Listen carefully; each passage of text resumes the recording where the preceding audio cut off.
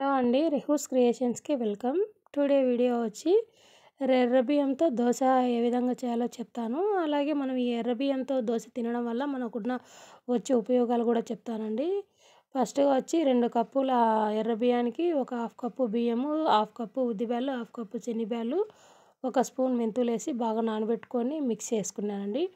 Night అంతా బాగా night అంతా గిన్నెలో వేసి పెడతాం కదా మిక్స్ చేసినది.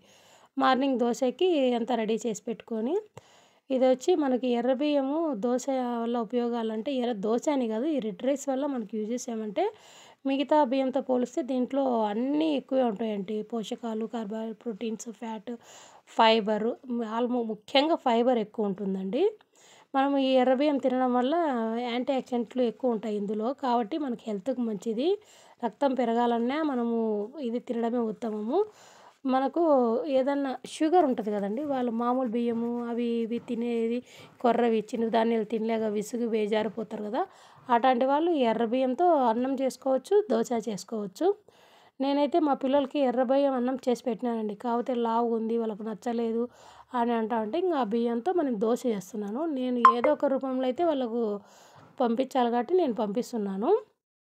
అంటే మంచి ఫుడ్ ఇవ్వాలి కదా, అందుకోసం ఇది ఇది ఊపిరితిత్తులకి ప్రాబ్లం ఉన్న వాళ్ళకి చాలా మంచిదండి. అందుకే నేను ఎక్కువ వాడతాను. అది కాకుండా దీంట్లో విటమిన్ B6 ఉంటుంది. దీనివల్ల ఎర్ర రక్త కణాలు బాగా పెరిగి మనకు బ్లడ్ ఎక్కువ ఉంటుంది. ముసలి వాళ్ళకైతే మోకాళ్ళ నొప్పులు ఉంటాయి కదా, కీళ్ళు అరిగిపోయినాయి, కాట్లేదు తగ్గిపోయింది, వాళ్ళకు 2 రోజులకోసారి దోశ ఒక 4 రోజులు పెట్టినామనుకో వాళ్ళు సెట్ అయితే, అంటే వాళ్ళకి దోశ పెట్టాల్సిన అవసరం, వాళ్ళు అన్నం తింటారు కాబట్టి అన్నమే పెట్టచ్చు. మోకాళ్ళు చిప్పలు అరిగిన వాళ్ళ గురించి చెప్తున్నానండి, బాగా మేలవుతుంది. మా పిల్లలు ఏది పెట్టాలనే నేను దోశ రూపంలోనే పంపిస్తానండి, ఇంకేది తినరు. ఇదైతేనక దోశ అంటే ఇష్టంగా తింటారు కాబట్టి నేను దోశ పెట్టడానికి ట్రై చేస్తాను. ఇలాంటి మోర్ వీడియోస్ కోసం మా ఛానల్ లైక్ చేయండి, షేర్ చేయండి, సబ్స్క్రైబ్ చేసుకోండి.